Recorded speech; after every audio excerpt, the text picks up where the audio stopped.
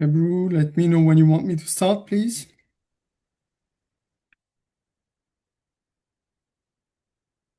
Yes. Okay. In 1 minute, In 1 minute, yeah. Okay, so that we leave a bit more time to colleagues to join us. people are joining. Yeah. Yeah, very good.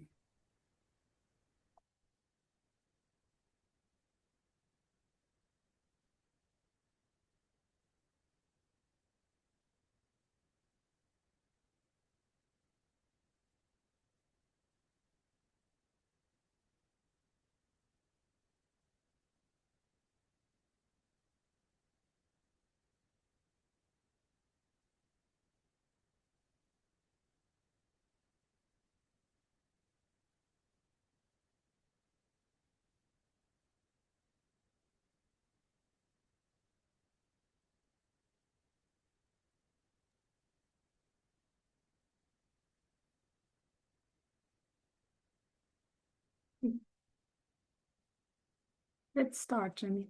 Okay, thanks, Ebru. Good morning, good afternoon, good evening, colleagues and participants. I'm Rémi Long, officer in charge of UNCTAD's branch on competition and consumer protection policies. I wish you a warm welcome to today's Research Partnership Platform webinar on children's protection online. For those of you who may not know, UNCTAD Research Partnership Platform, the RPP, was created in 2010.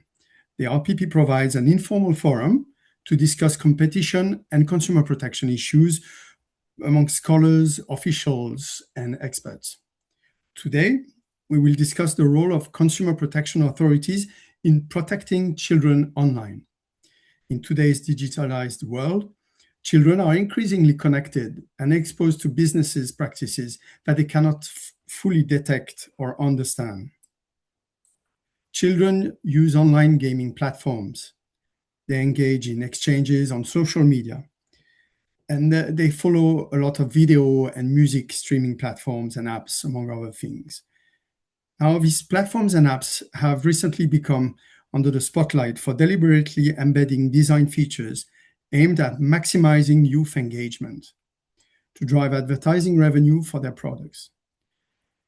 This potentially puts in danger the mental health of vulnerable consumers, especially children.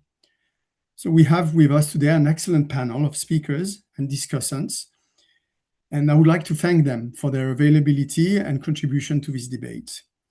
They will be introduced to you by my colleague Ebru Göçke-Desmond, who will moderate this session, and my colleague Anna Cipriano will also make a brief presentation. I very much look forward to these exchanges, not least as a father myself, concerned by how much time I see my children spending online. So without further ado, I would like to give you the floor, dear Ebru, for your introduction. Thank you very much. Thank you very much, Remy, for this introduction and opening the webinar. And good afternoon, good evening, good morning to all of you, our speakers and dear participants. For those of you who may not know me, I'm Ebru Göçke-Desmond, Economic Affairs Officer at UNCTAD, or UN Trade and Development, with almost 15 years of experience in competition and consumer protection. So today we will discuss the relevance of the United Nations guidelines for consumer protection and the newly adopted United Nations principles for consumer product safety to the protection of vulnerable consumers, including children, in national consumer protection legislation. We would like to explore the role of consumer protection authorities in shielding children from adverse mental health effects resulting from addictive use of platforms and social networks. Before I introduce the panel, I would like to give the floor to my colleague Anna Cipriano, with whom we organized this webinar today together. Anna will present the latest case from the United States accusing social media companies of addicting children to their platforms. It will be important to hear this case because these developments are the ones that motivated us today to discuss children's protection online. So let's hear from Anna about this case briefly. Anna, you have the floor. Thank you. Thank you very much, Ebru. Thank you, colleagues. Indeed. So we have a major case recognizing platform responsibility for addictive design. It was pledged by a young adult nowadays against Meta and YouTube. And it was decided in March, and latest now reinforced because the judge did not accept the request for a retrial from Meta and Google. And the plaintiff alleged that she became addicted to YouTube and Instagram from childhood because of attention maximizing design features.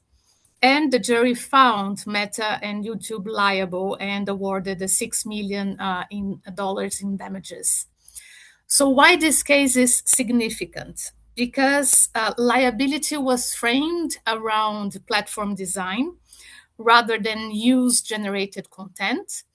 The plaintiff's lawyers focused on features such as infinite feeds, autoplay, notifications, engagement mechanisms designed to keep young users online. So the court also rejected the argument that Section 230 regarding immunity barred the claims, emphasizing that the case concerned design choices and not, like in the past, responsibility for third-party content. So from a consumer protection perspective, the case marks a shift from treating online harm not only as a content moderation issue, but toward treating addictive digital architecture as a product safety issue, fairness, and failure to warn issue. So this supports the idea that platforms, they bear the responsibility where interface design exploits vulnerabilities, limits informed choice, creates unforeseeable mental health risks, especially for children and young consumers.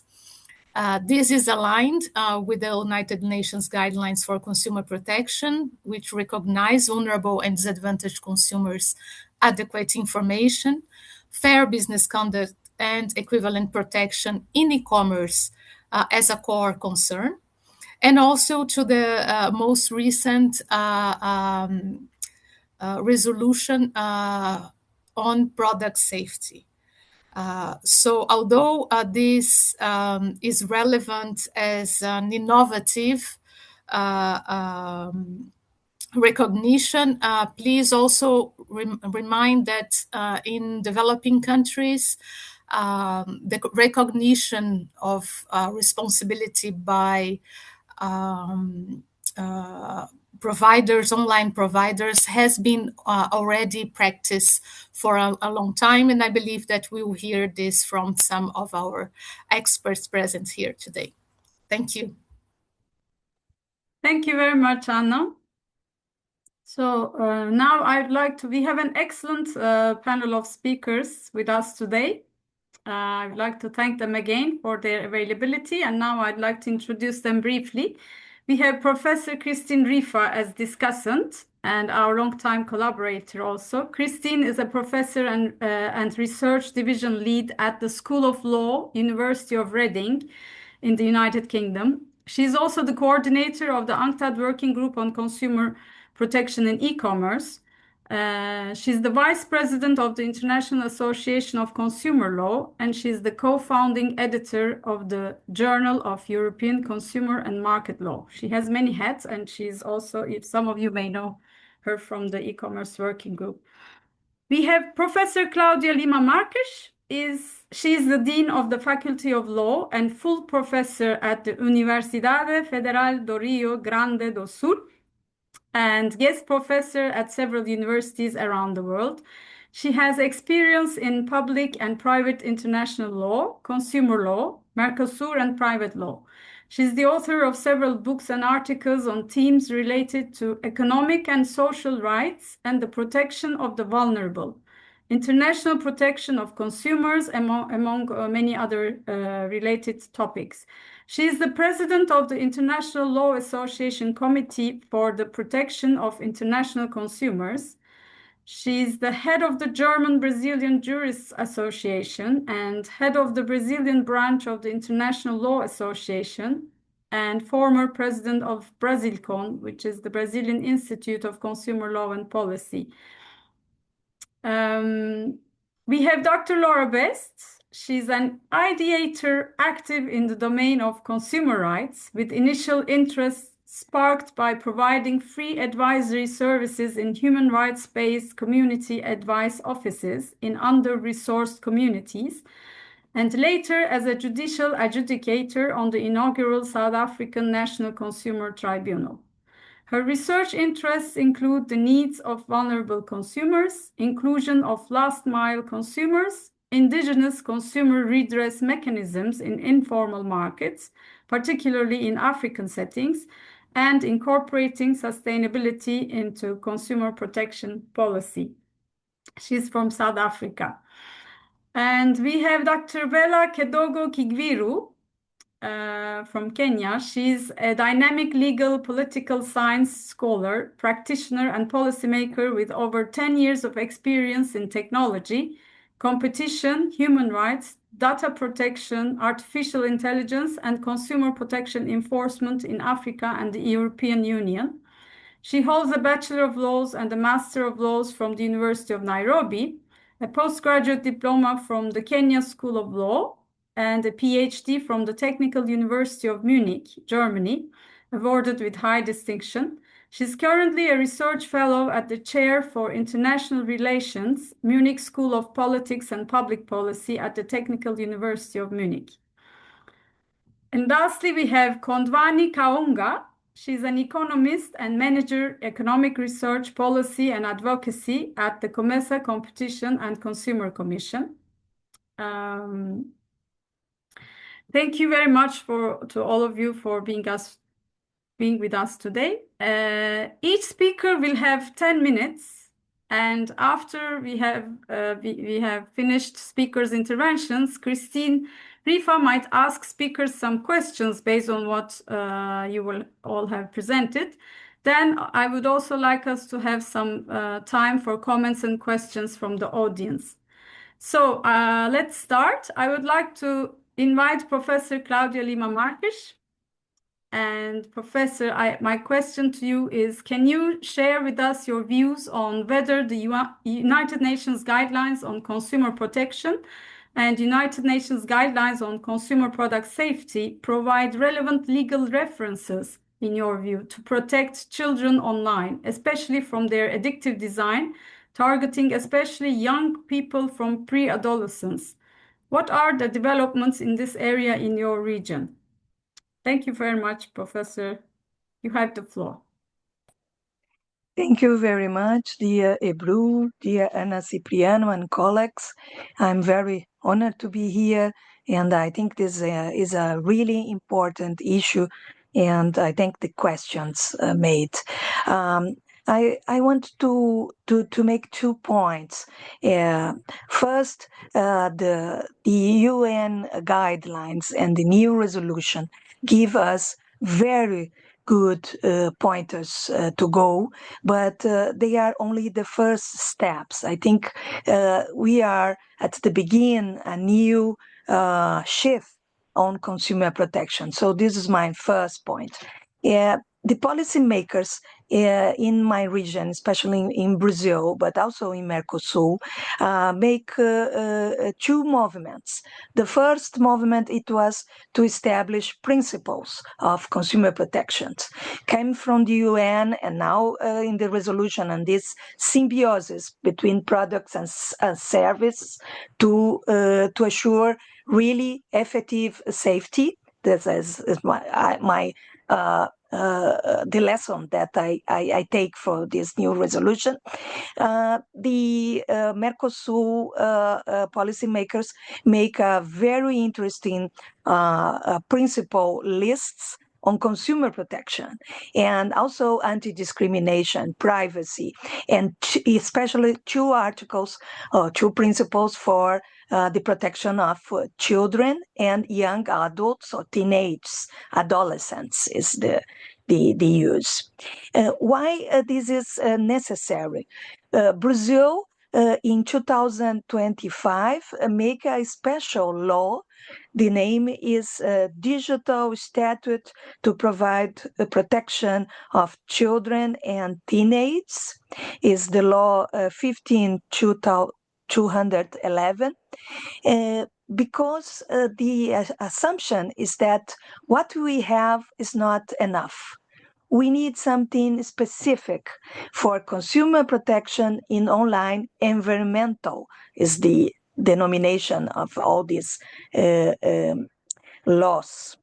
And why I choose this first topic to speak about it, because the UN guidelines and the normal consumer protection is the focus is the economic interests and safety. But everything is contractual. Also, the terminological, the norms, what are used, are very focused, and this well-informed consumer that will use products and service. But now, of course, in the UN guidelines, the vulnerable consumers should be protected, but also the disadvantaged consumers together. No? And there are no special section about children protections. Perhaps we should suggest this, a study to make sure that children in online environmental are consumers, that everything is consumption now. This is a major change of our consumer law. Everything is monetized, everything, the engagement, the profiling, the data that are in this, and the data forever.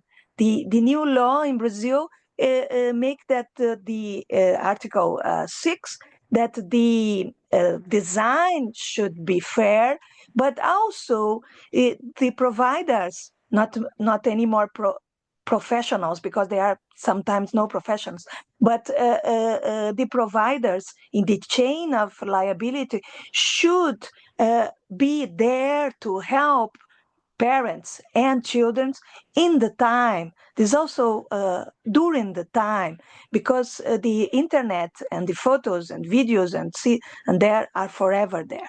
And the data can be used and reused and sell and sell. So they are a new dimension of consumer protection there.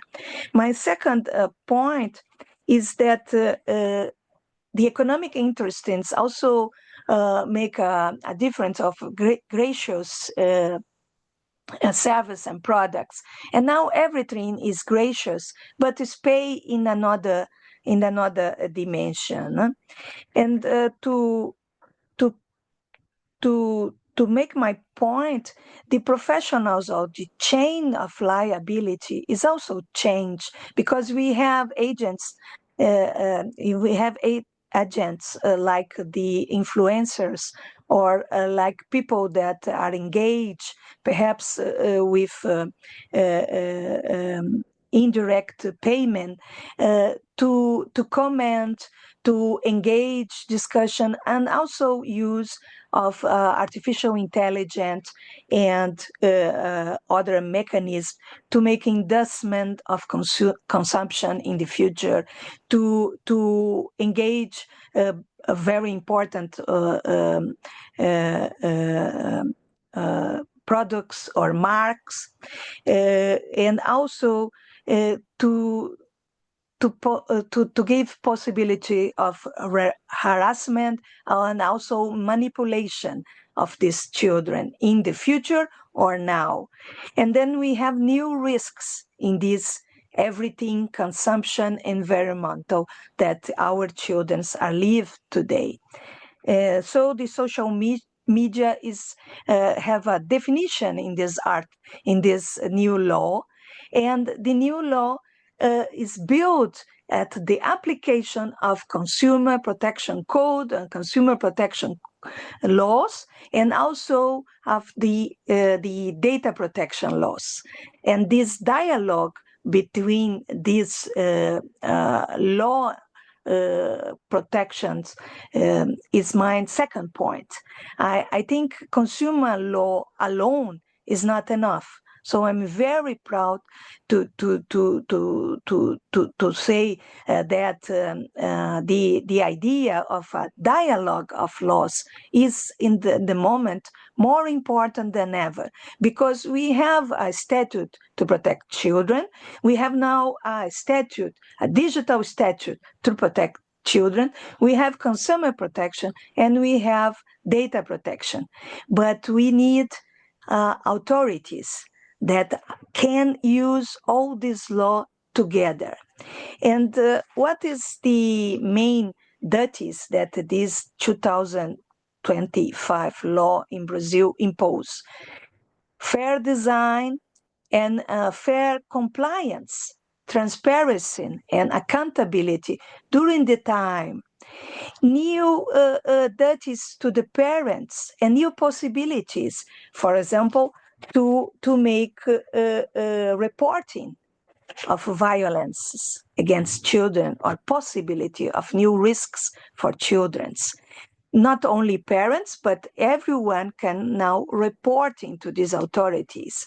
And these new instruments of consumer law perhaps need a special studies or a special group or subgroups, because these new challenges is a challenge for consumer law altogether.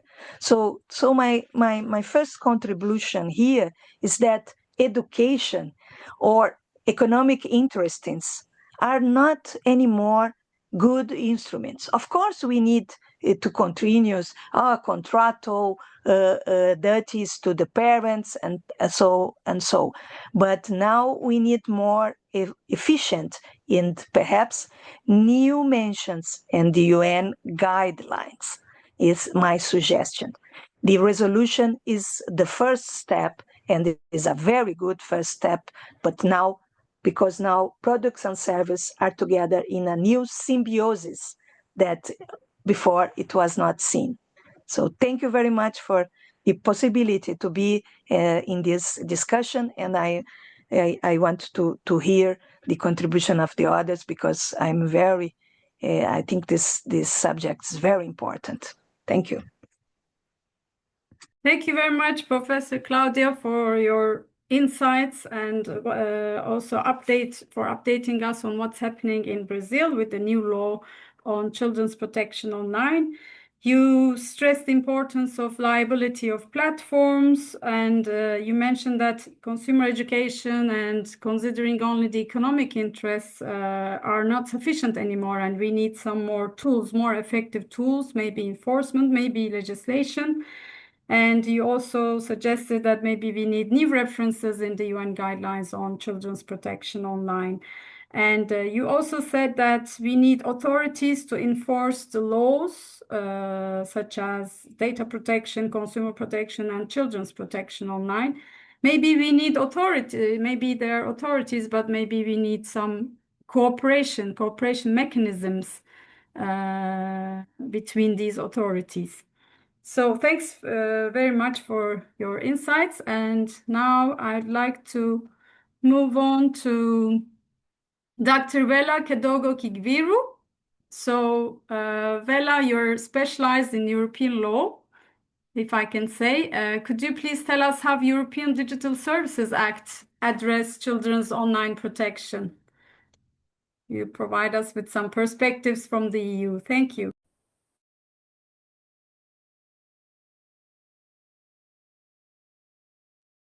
Sorry, I need to share my PowerPoint presentation.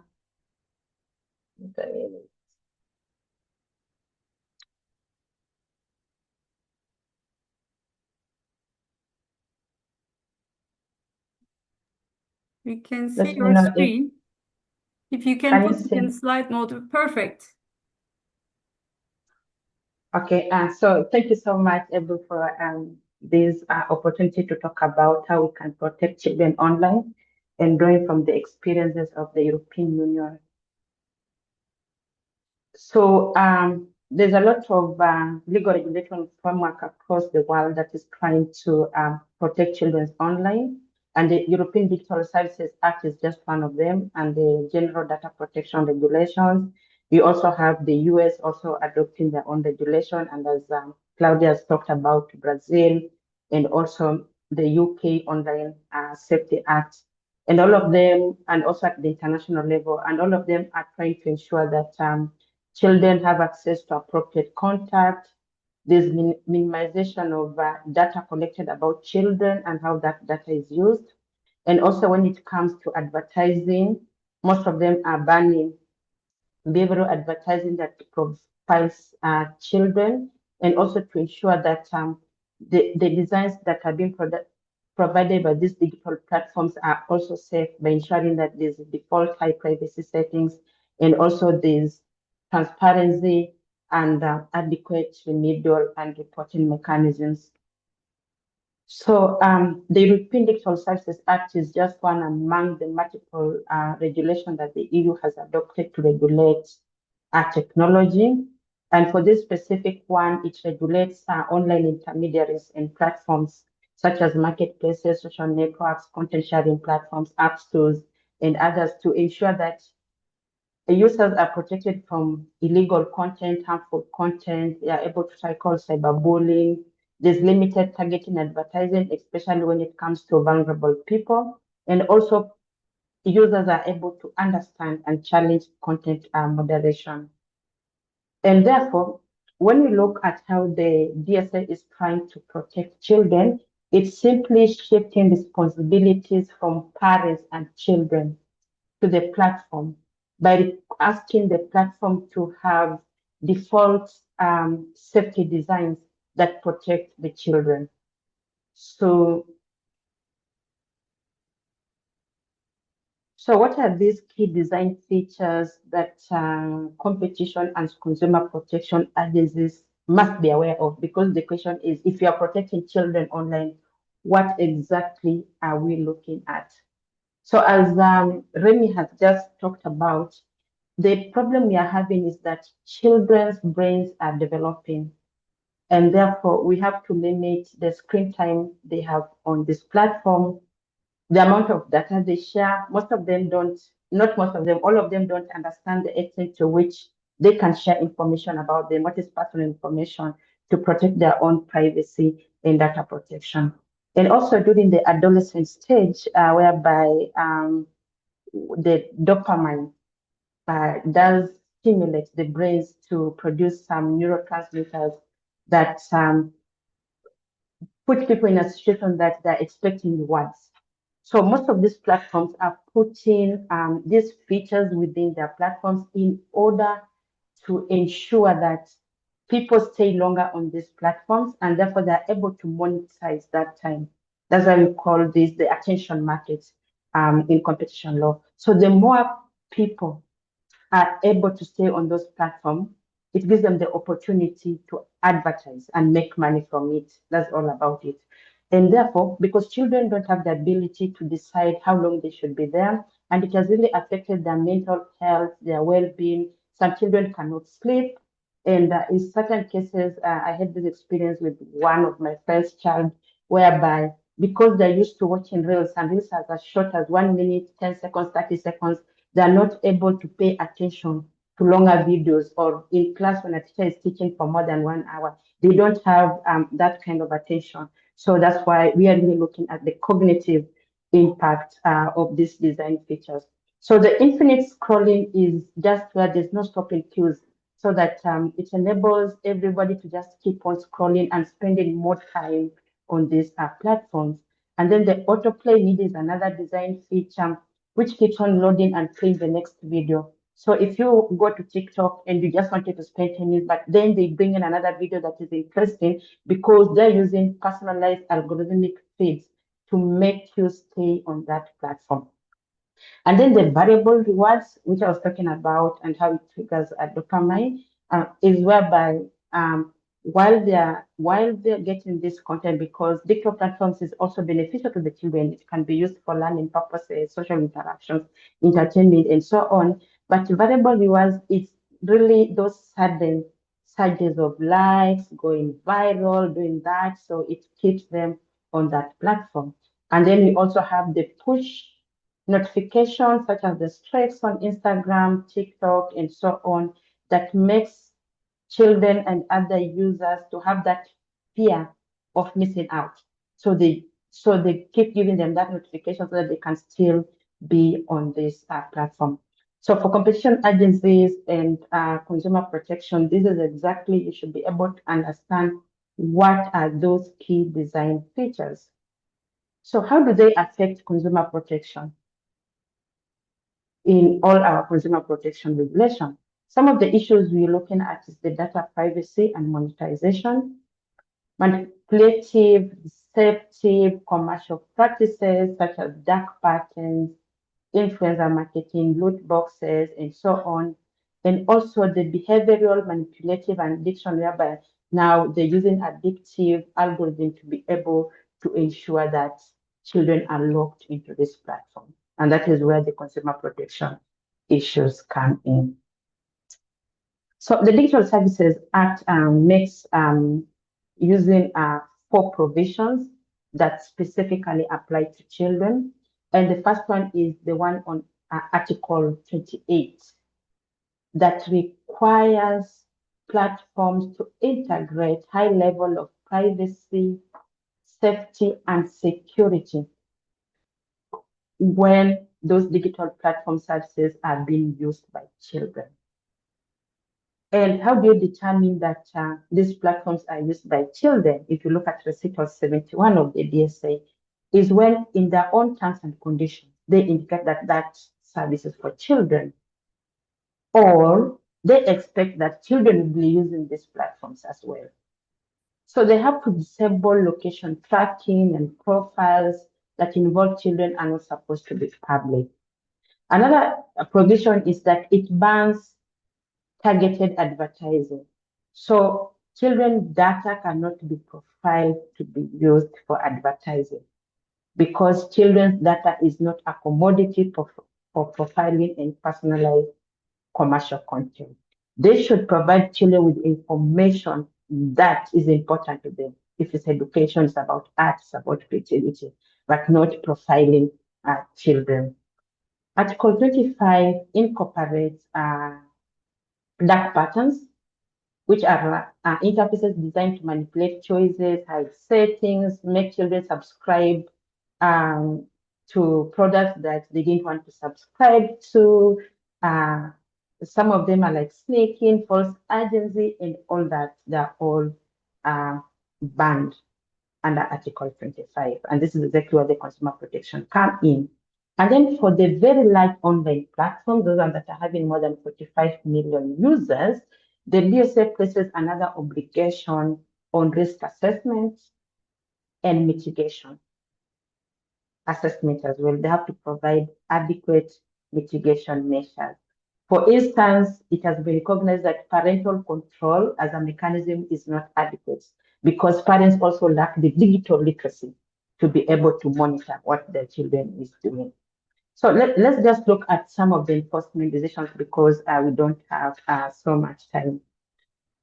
So for the EU Commission, it has come out to ensure that the Article 28, 34, and 35, and 25 of the DSA seeks to protect children, and it has also adopted guidelines relating to how to protect children. So the first enforcement decision was against TikTok. The decision was just made recently in May 2026, which investigated TikTok in 2025 to determine whether those addictive features, such as infinite scroll, autoplay, push notification, and personalized recommender system, were breaching the rights of children online.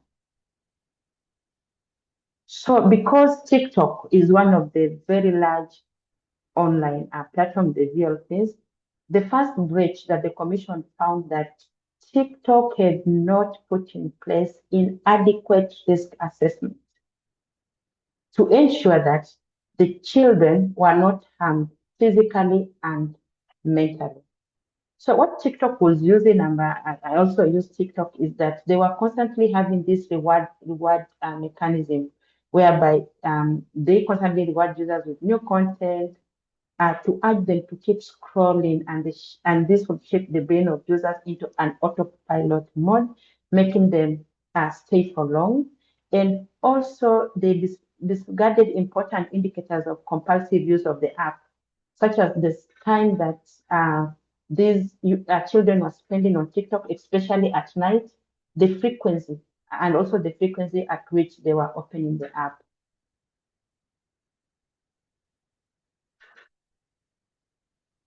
The next breach that TikTok was involved in is that in accordance with Article 35 of the DSA was the issue of ineffective risk mitigation measures, which requires that VLP should be able to implement reasonable, proportionate, and effective measures to mitigate the risk stemming from its addictive design. But the screen time management tools, the parental control, the time management that TikTok had adopted were not effective in reducing the risk that was stemming from this platform, the use of platform by children. So the Commission, in its preliminary finding, has indicated that what TikTok has to do is that it has to change the basic design of its service. And the reason why we're saying that TikTok is one of the most important platforms that the youth use, the children use, and Instagram. So you have to understand which platform they really want to be on. And having friends, going viral, having likes is one of the most important things to children, especially in developing countries in Africa, whereby children are also using these platforms to make money as influencers, as content creators, and so on. So these things are really important to them. So what the Commission has indicated to TikTok that they have to disable key addictive features such as infinite scroll, and they also have to provide effective screen time breaks, especially at night, and also they have to adapt their recommender system. So we are currently waiting to see whether TikTok will do this or whether they're going to come up with a defense and so on. So in my final slide, the question is, with this example, we also have Meta and Instagram where they've been investigated in relation to age verifications. Is like in Australia now, kids below 16 years are not allowed to use social media. Other countries are using 13 years and so on. And the question of whether should we ban children from being on social media platforms is really part of the debate, because we are also looking at the opportunities that children get from digital platform. For example, their rights online and offline should all be enjoyed. The right to access information, the right to freedom of expression as recognized and under the Anti-Convention on the Rights of Children and the General Comment 2025. So for competition agencies, they should know that the same consumer protection issues in their Consumer Protection Act are also affecting children, and they should be able to understand how they do affect children, especially looking at the design features. They also have to look at how children data is being used by these platforms, and ensure that there are adequate measures to ensure that children's data is not profiled and so on. And also have in place age verification standards and also cross-regulatory collaboration with organizations like ANTAD, ITU, and others. Thank you so much. Thank you very much, Vela, for providing us the developments in the EU. Very interesting indeed, and examples to think about for competition agencies around the world. And so now I'd like to move on to Kondwani Kaonga. Kondwani, you are from COMESA Competition and Consumer Commission. So, can you tell us whether the new COMESA consumer protection regulations address the protection of children on digital platforms? And can you update us on the developments in this area in your region? COMESA covers 21 countries in Africa. So, let's hear from you. Thank you. Thank you very much, Ebru, and thank you to UNCTAD for the invitation.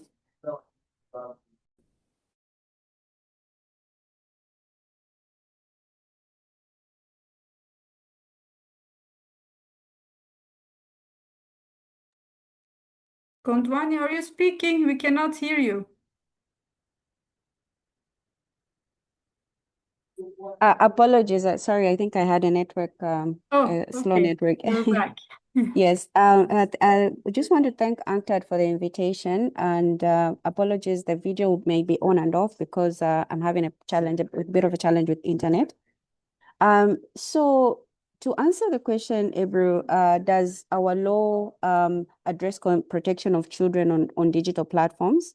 Well, we do confirm that our new law, the Commercial Competition and Consumer Protection Regulations of 2025, do provide for provisions that try to address consumers, the safety of consumers when it comes to products. In a way, the consumer should be protected against products that could be a threat to their life or to their health, and trying to create a healthy environment, a digital environment equally included, and the need to ensure that the privacy of consumers as well as their confidentiality is taken into account. And this does equally align with when it comes to children's protection online, because we do recognize that and as rightly pointed out by the previous speakers, that the digital environment, digital platforms, in as much as they do have quite a lot of benefits for consumers, and we do agree, and our own assessment of the market, we do agree that there are certain design features of these digital markets that tend to have elements that make these children addictive to the platforms. And we do recognize and agree that these children are still very young, their minds are still developing, and there is need for them to be protected. And we do take note of the fact that there is quite a number of children, an increase in the number of children that are using these platforms. We've seen statistics showing that in the context of Africa, some teenagers spend over 5 hours daily on social media, and 85% of these owning phones, 80% of these children are actually actively using social media. So the amount of time that the children are spending online obviously has to do with what has already been pointed out in terms of some of the way some of these social media platforms have been designed by the platforms have been designed. We do also take note of the fact that our law also does prohibit businesses from causing to be from supplying harmful digital content,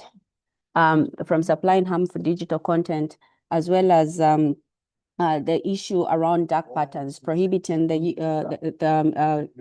dark patterns.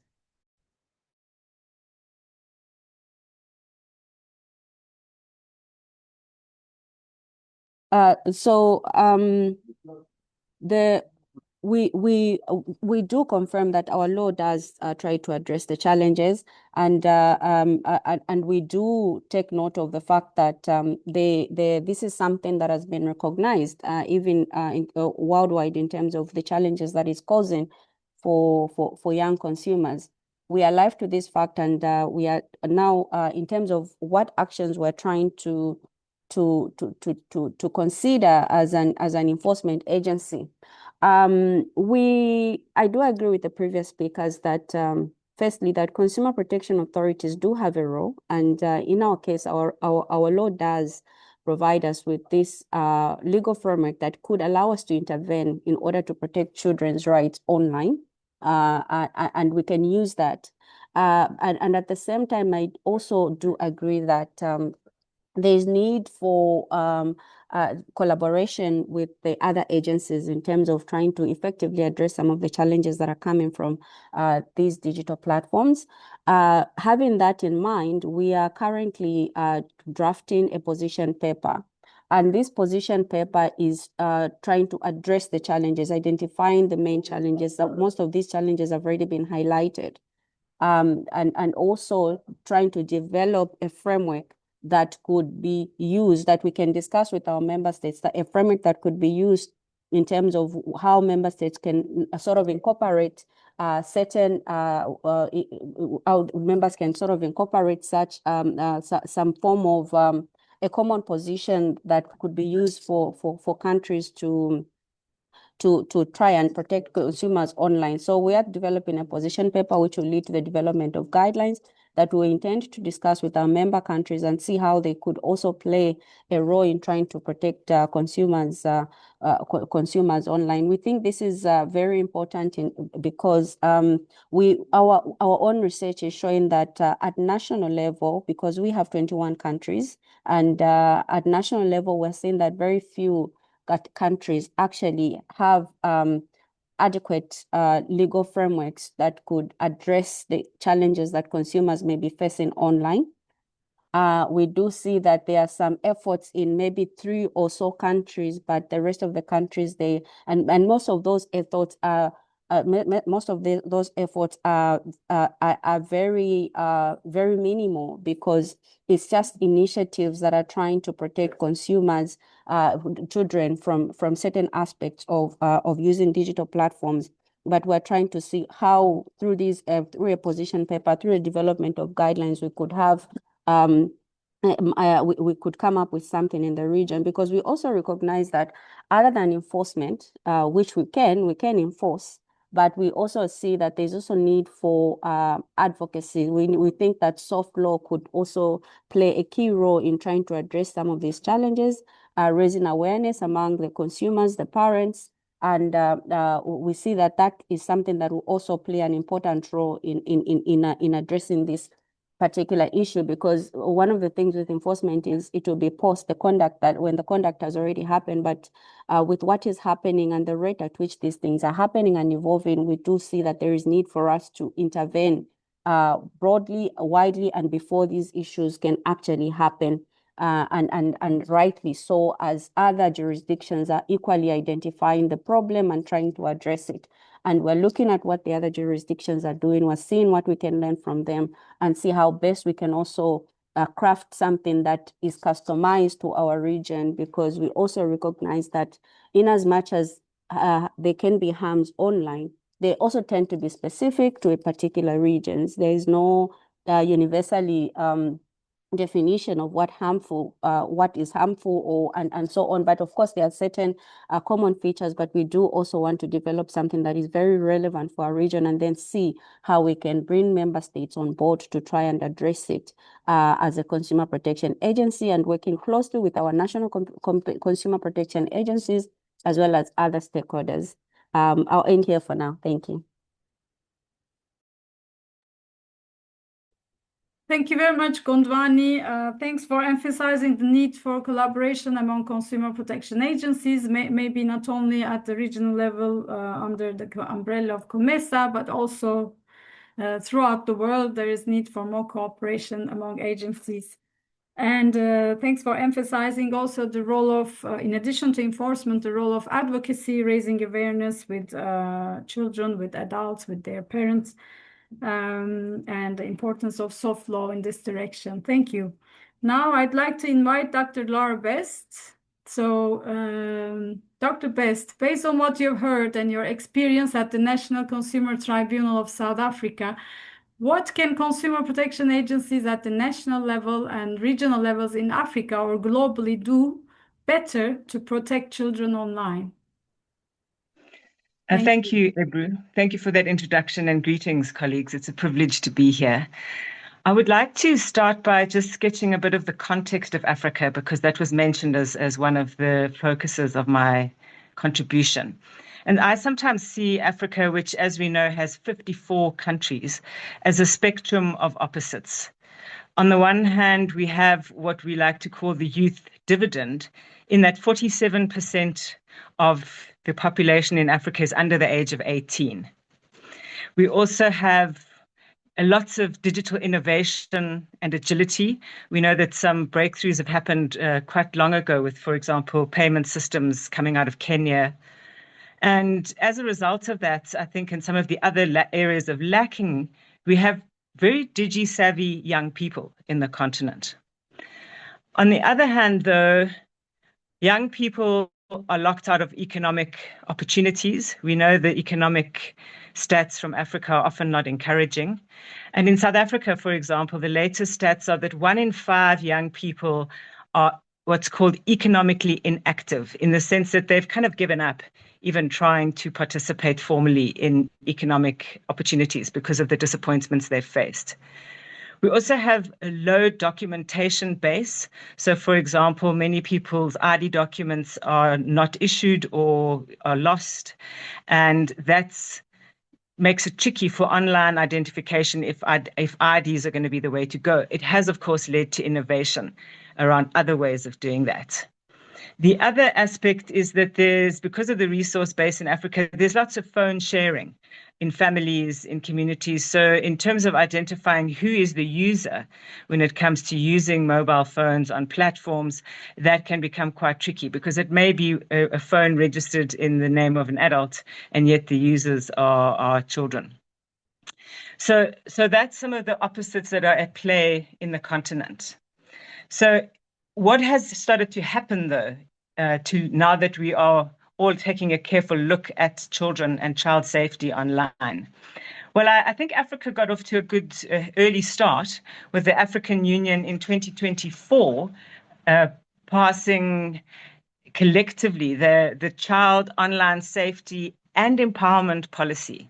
I like that online safety was joined with empowerment in that policy framework. And the policy framework has 10 core goals to it. And I won't go through all of them, but I just would like to touch on 4, which I think are important for our discussion today. There's talk about the need for a response and support system. So not only responding, but also recognizing that the harm may need other forms of support going forward for children. Also, business and businesses' role in relation to children's rights.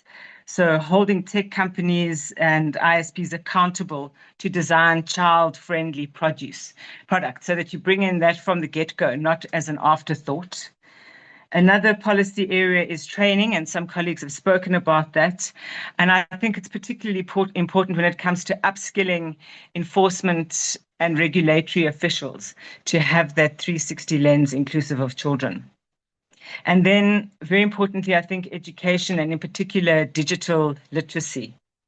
So I think the aim is to, while simultaneously enhancing access, it's also about trying to grow digital literacy from policymakers through to users and regulators. Now, having looked at that, of course, that's a policy framework. It's continent-wide. It's intentional. It does not mean that it's actually yet in practice. But there has been very positive uptake from a number of countries to embed that at a national level. And some examples have been referred to. We have a Kenyan colleague on the panel. I think there's been some reference to that. There's also Nigeria going quite proactively into co-enforcement. So, for example, the Data Protection Commission working with the Consumer Protection Commission. There's also in Ghana, within the Cybersecurity Authority, a dedicated child online protection unit. And in Rwanda, there's, for me, a very interesting concept, the Digital Age of Majority framework, which shifts a bit from other areas of law. And I think it speaks to Prof. Claudia's point about recognizing children as consumers, vulnerable consumers in particular, which might call for a different sense of age considerations rather than just the biological age when looking at policy frameworks. In South Africa, we're still coming along, and I saw my colleague posting something there about the forum that's coming together. I think that's really important because some of our laws, I would argue, need updating. The Consumer Protection Act goes back to 2005. It's a very good act, but it is 20 years ago. So it also means that some of our legislation is still quite fragmented. In my view, it's quite parceled out to a range of different regulators. And how do you create activate that forum that my colleague was putting in the chat? How do you make it work in terms of implementing when you're actually trying to follow up and regulate? We do have some interesting cases, though, in South Africa. For example, the information regulator actually went and issued a very strong ruling, I think, which prohibited Meta, when it was still Facebook, from actually, it would actually blocked cross-app profile linking into the other apps in that broader Meta stable. So it wasn't the Consumer Protection Agency that did it, but it was using personal protection of personal information that actually started to provide some very useful protection for young consumers in particular. So to me, it's very positive that there's movement at national level and in a number of countries. I have not gone into many of them, but I think that we need to do that tracking. Once there's a policy framework overarchingly, what's the uptake in member countries? And thanks to the COMESA colleague for starting to point towards some of those.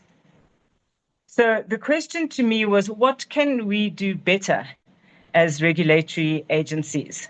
And I would like to speak to a couple of possible points, probably about 5. The first is the posture that we adopt. And I would say we need to adopt what I call a whole society approach. No one can stand on the fringes on this one.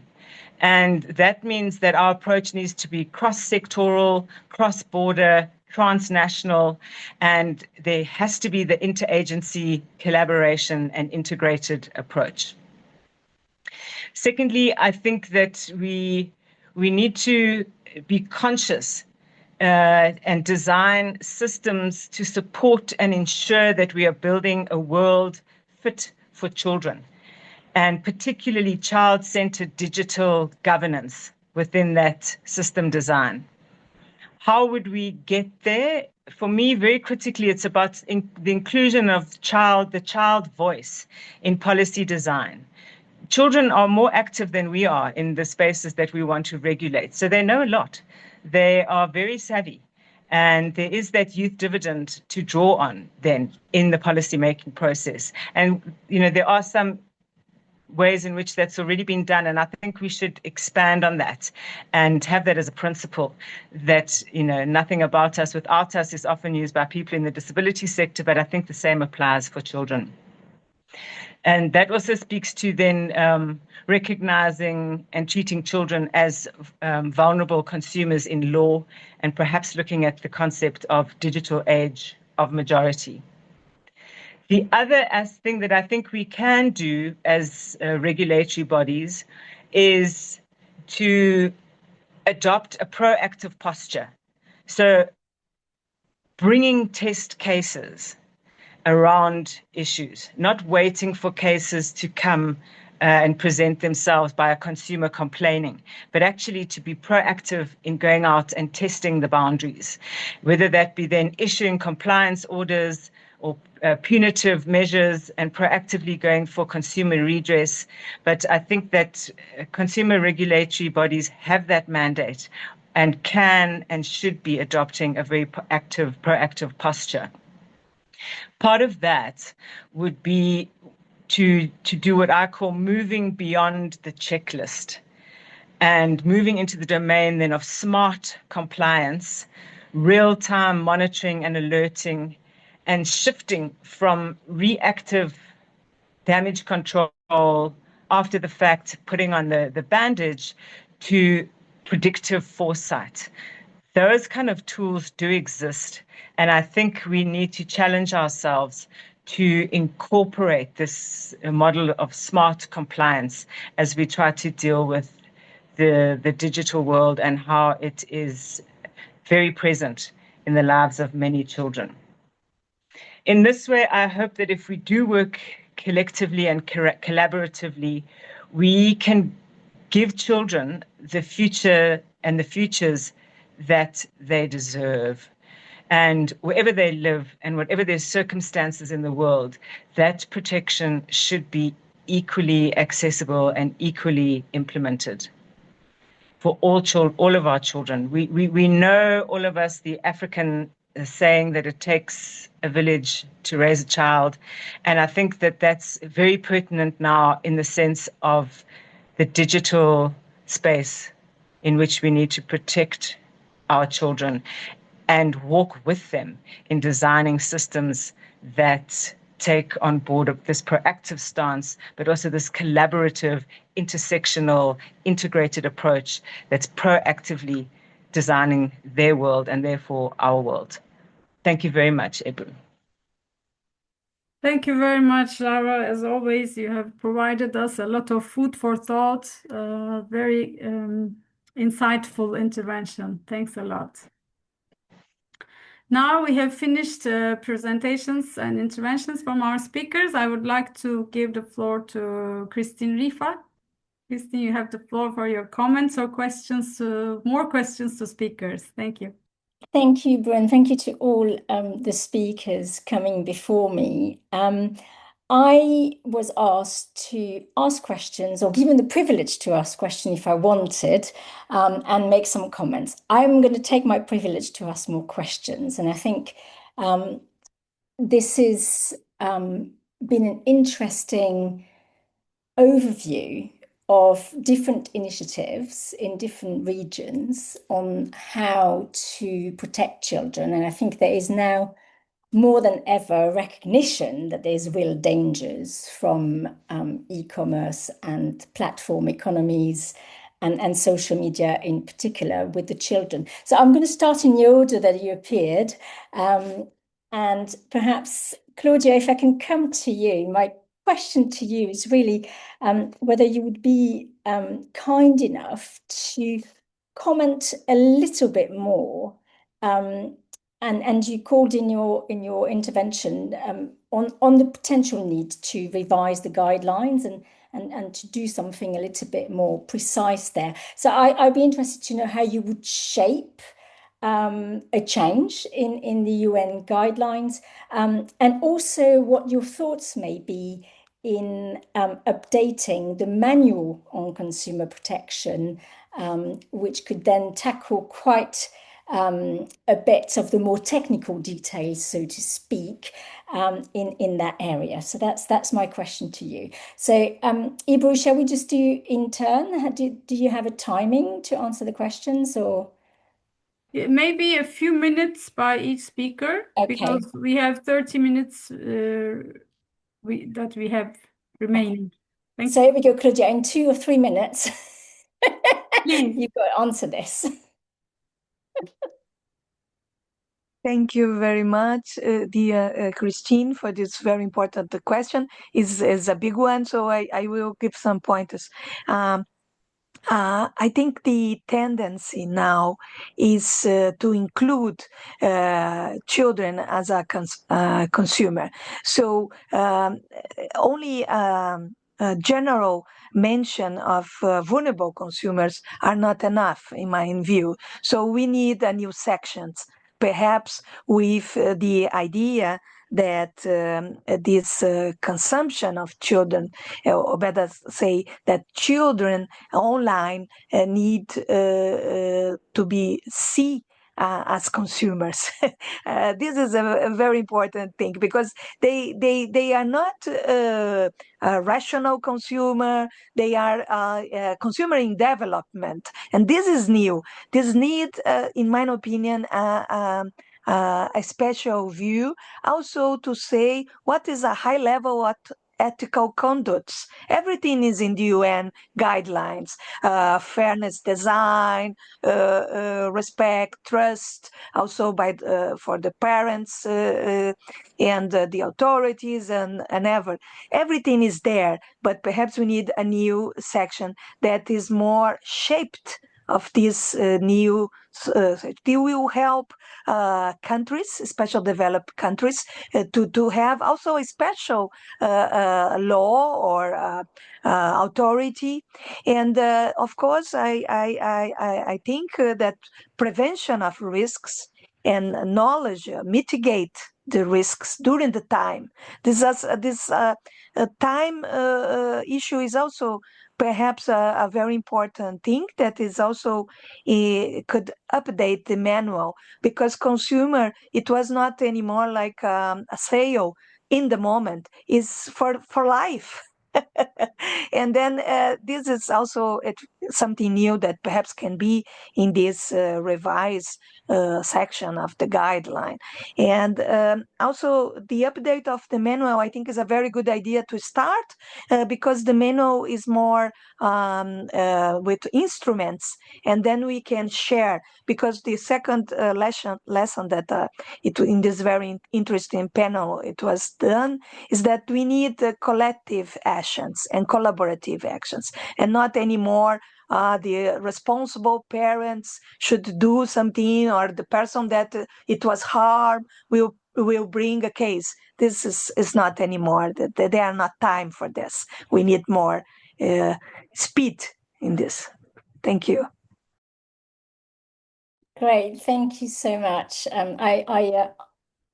I hate to think what the Secretariat is currently thinking, since both of us are calling for change the guideline and suggesting that the manual also needs to be reworked. But thank you for that candid answer. So I'm going to continue with Vela. Thank you for the presentation that you have given and the very useful information on the EU and what they're doing about protecting children online. Obviously, the EU has taken a direction which is very much to have gone down a very specialized route with the DSA. And I wondered whether you could comment a little bit more, because the DSA, perhaps to explain to the broader audience, is really a piece of legislation that doesn't apply to all platform and all social media, only the very large ones. And they are classified, and the Commission decides who they are. And then there's obviously been some discussions as to who should be a very large platform. So I wondered whether you saw that as a key obstacle, obviously, to the real protection of children, or whether the danger is really only coming from those very large platforms, and in which case that would be sufficient. And the second part is perhaps because you sat on the fence, and there might have been good reasons, and forgive me if I put you on the spot also, ban versus DSA type instruments, which is best? And perhaps if you could pick one and justify that, that might be helpful to hear your views. Thank you so much. So for the first question on very large online platforms, it's not the entire DSA that limits its application to VLOPs. No. For example, Article 25 on dark patterns, it applies to all platforms, irrespective of whether you're a very large online platform. But I think the issue why very large online platforms become an area of special focus is because of the number of users they have, and also the effect of the network effects, whereby users want to be on these platforms because other children are also on these platforms. It's in a particular school and my friend is on this platform, I want to be on this platform. And also because of the amount of data they collect. And if it were not for interoperability, which other, of course, big platforms will always have reasons of not having interoperability mechanisms, it means that it's very difficult for other online platforms to enter in this specific market. And this goes to one of the issues I'm really pushing for my research agenda, to look at online markets as a market for children, and to identify the role that children play in this market, And in this digital economy, children are not passive consumers, that their parents will provide parental consent. Children have become a highly targeted market for larger platforms, for sellers, and everybody wants to tap into this market because they become because of the data they provide, the influencing, and so on. And very importantly, they're also entrepreneurs. They involve themselves in content creation, the app developers, e-commerce, and so on. So we are not just protecting children because they are vulnerable and therefore they cannot participate in this market. No, they're participating in this market, and this market is affecting them from a consumer side perspective, data protection, and also privacy. So on the other issue of, so just another final sentence that, so the very large online platforms are likely to engage in exploitative conduct against children, whether they are as users, consumers, or entrepreneurs. Ban versus DSA, I wouldn't support banning of children accessing the social media, but I would think having design mechanisms that ensure that children are safer online for me will be the best opportunity, because I believe that the digital platforms it provides children with a lot of opportunities, such as the right to access information that they wouldn't have access if they were not on this platform, for education purposes, for entertainment, and so on. But what we need to do is just to control how much time they spend on these platforms and the harmful content that these platforms, that they are not exposed to this kind of harmful content. And also, it also provides them with the right to freedom of expression, to talk about what they want, because children have to speak up and be part of, just as Laura has said, they know how to operate these platforms more than we can do. My 12-year-old daughter knows how to operate TikTok better than I do. So they have to be participants in the regulatory framework that we do, and therefore they have to use it to understand. But we also need to have the design features that can protect them. Great, thank you so much. And I put you on the spot to take position, but thank you for actually accepting the challenge. So I'm going to come to Kondwani as well, because I find it really interesting to hear that COMESA is obviously working on those issues, and that there is a framework on which you are working. I had actually loads of questions, so I'm going to limit myself to perhaps looking at the enforcement aspect. So you explained that in COMESA you have got some enforcement abilities, but I wondered whether you would perhaps explain to us a little bit of the challenges that those enforcement powers might meet when they are trying to confront that problem, and perhaps where the limitations may be. Thank you, Christine. That's a great question, especially in the context of digital platforms when it comes to enforcement against the issues that we're seeing for the children right now. The law is there. It does, on one aspect, it's an issue of trying to address the issue of supplying harmful digital content, in which in one way would be able to cover even the ones that sort of supplying content on those platforms. And at the same time, it's also trying to address the design features that these platforms, how these platforms are made, which makes them so addictive for the children, engaging in dark patterns, and not creating a conducive digital environment for the safety of the children. What are the challenges? Well, the challenges are quite many, I must say, because we've been looking at this provision and we've been noticing quite a lot that is happening and a lot of things that we need to address. And among the things that we see is the the need for us to have the capacity to be able to identify these issues because I mean, this is an enforcement action. If you're going to take an enforcement action against these platforms, you have to do, you really need to have the resources and the capacity to do something like this. And the resources in this case may involve specialized skills because we've been monitoring what's happening in the other jurisdictions when it comes to other jurisdictions that have banned even the use of social media, the amount of work that they had to do. And even when it comes to monitor the compliance by those digital platforms after the ban, they still have to put in quite a lot of resources in, and those resources in some cases ICT-based kind of resources.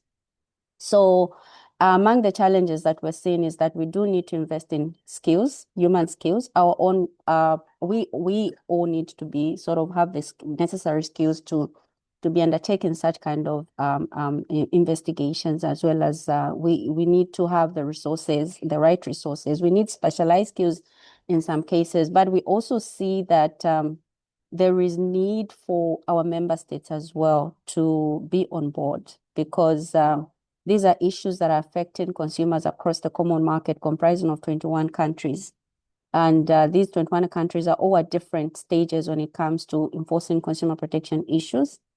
And there's need for us to carry them with us. And in some cases also, we see that in some countries, there are different enforcement mechanisms. Whilst they have consumer protection enforcement agencies, they also have other agencies that may have a similar mandate, and there's need to carry everyone along. So those are some of the challenges that we see. And we also see from the fact that when it comes to these digital platforms, some efforts are being made. Following the bans that have been happening in other jurisdictions, we also see that they're also trying to address some of those in our jurisdictions.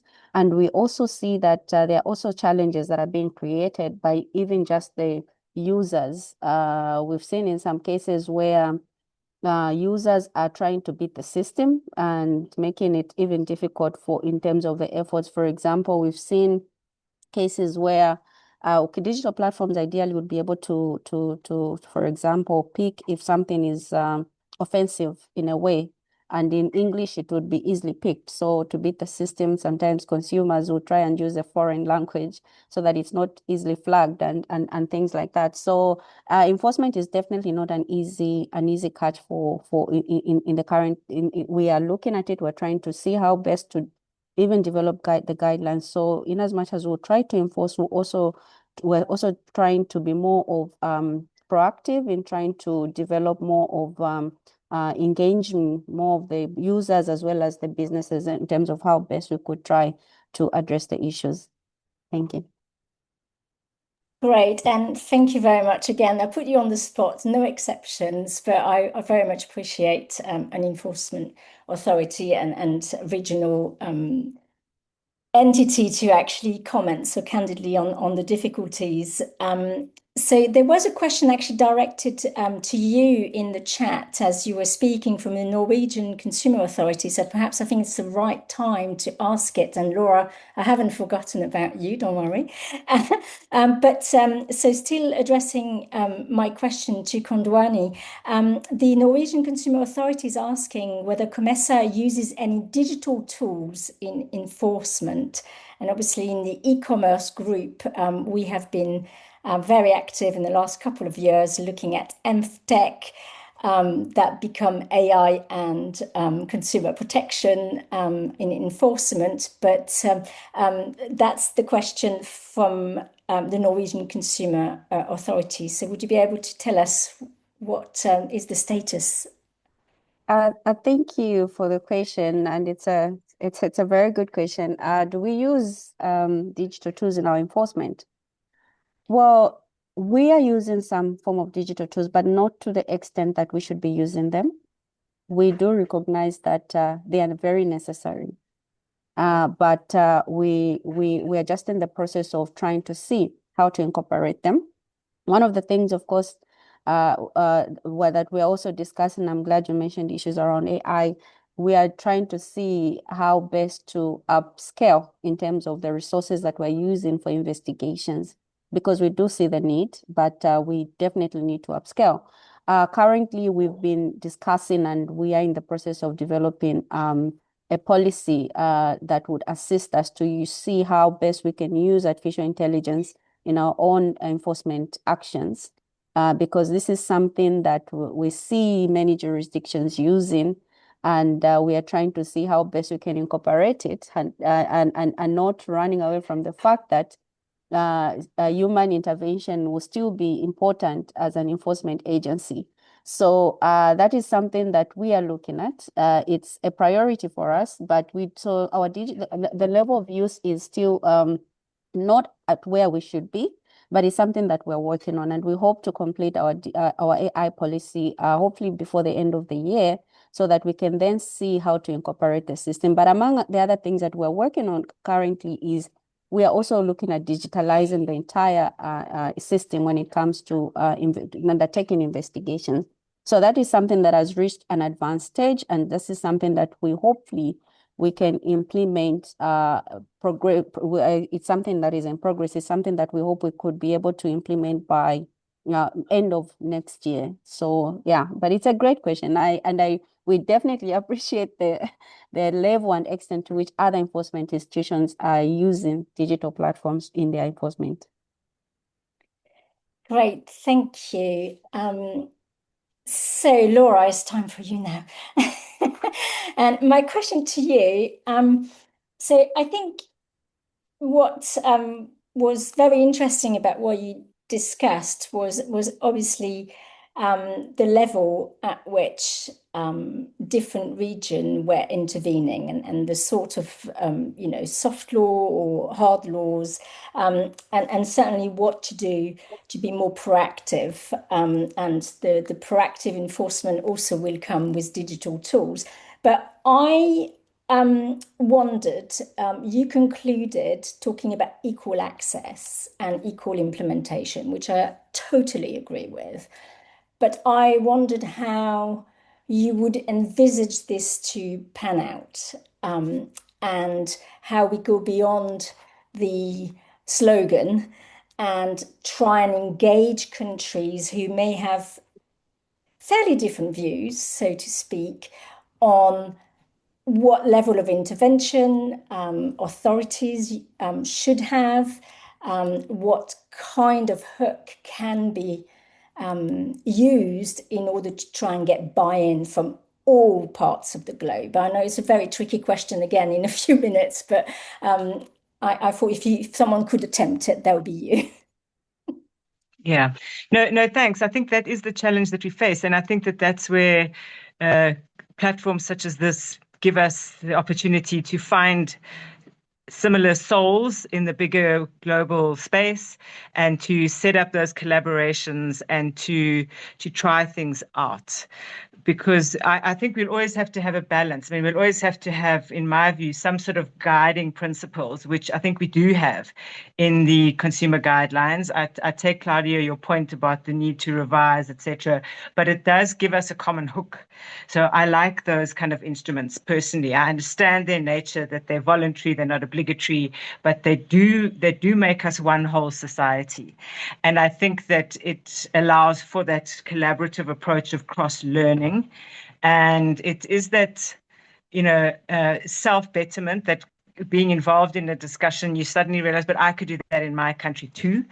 And there's also ways in which countries could feel, oops, I think I'm lagging, and go home and do their own, in their domestic space, start to attend to something. Because my experience in consumer protection is it's often a bit of a stepchild. And so the resource base is low, the demands are high, you wishing to do things, but there are all those realities.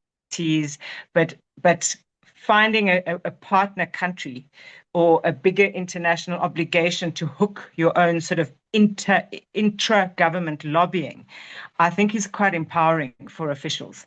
And to do, set up partnerships, cross-country partnerships to you build partnerships with universities. If you don't have the capacity to do that research yourself as an agency because you're small, it's possible to do that. Sponsor a PhD bursary for a student at a university as an agency with the research that you would like to see enabling some step forward as your agency. So I think it calls for creativity.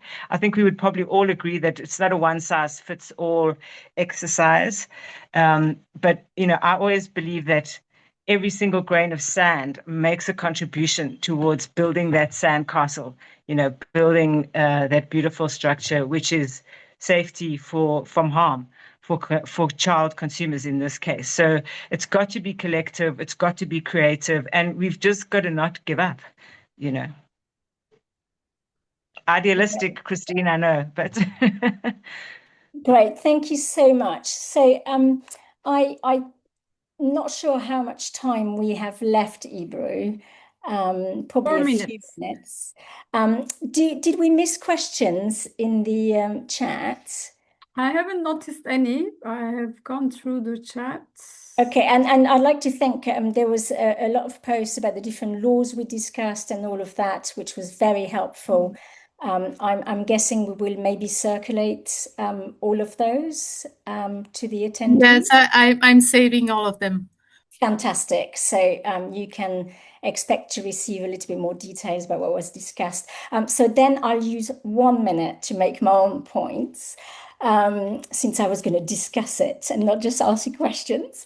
So for me, the children issue has always been really puzzling, but in many, for me, I think about it as it's the same. It's the same as an adult. Yes, there are different abilities of children and they need extra protection. But ultimately, the problem comes down to companies who are not taking their obligations very seriously. And an enforcement machinery, which pretty much everywhere we look in the world, is struggling, not because there is a lack necessarily of expertise, but because an enforcement agency in any country will always have constraints. And a lot of the way we've developed consumer law is on the expectation that we would give consumers rights, they would go and enforce them themselves and would rely on the courts, and that hasn't worked. And the second line is we'll use public enforcement. And there's been a great mobilization, I think, amongst public enforcement agencies to do more, but it's still, they don't have unbound resources. So there will always be a part of practices that is invisible.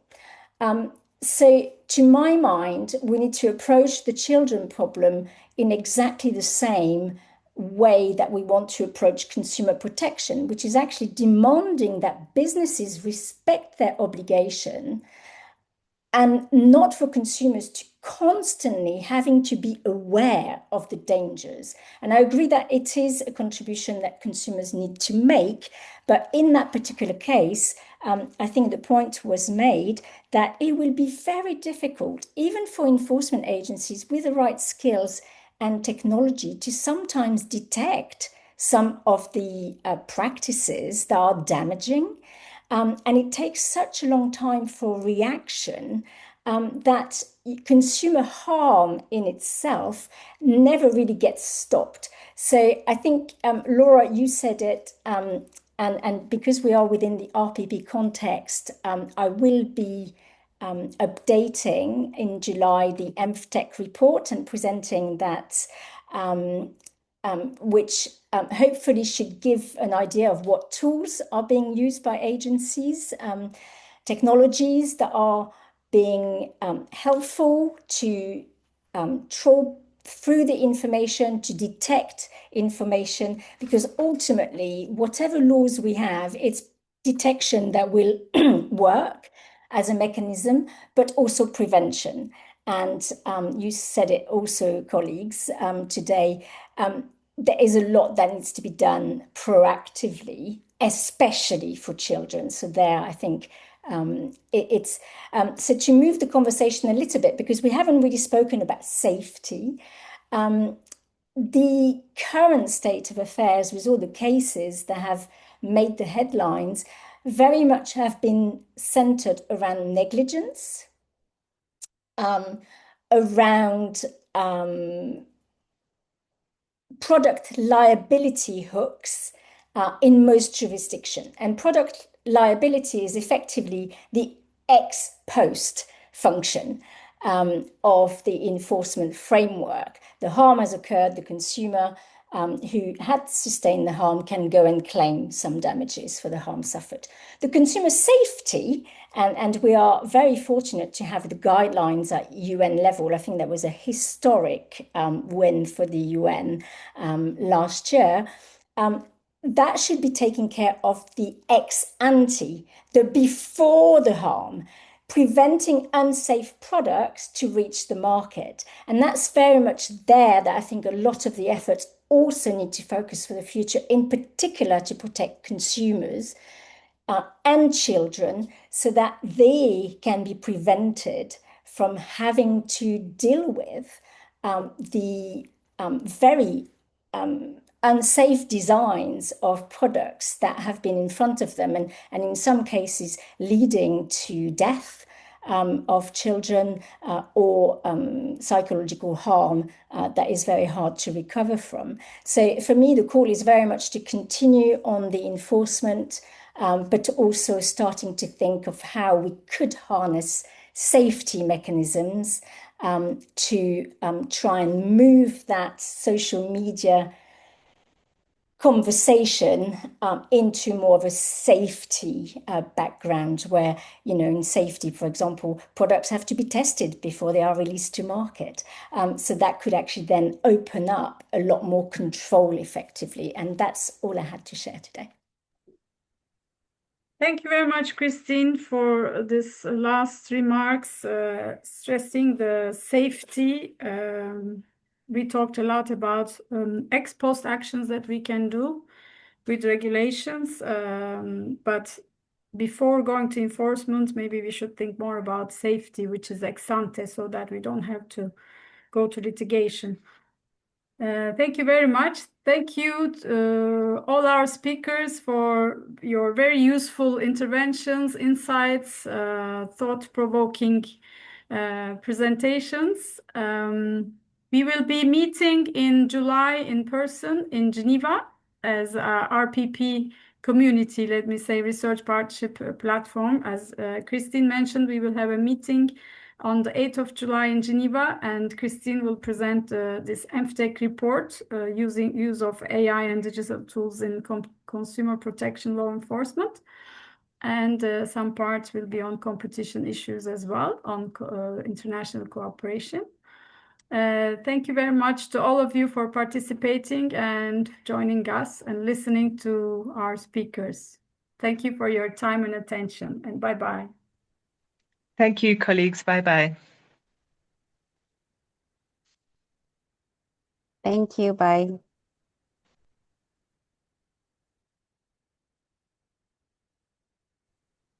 Thank you. Bye-bye. Thank you. Bye. Thank you. Bye-bye. Bye-bye.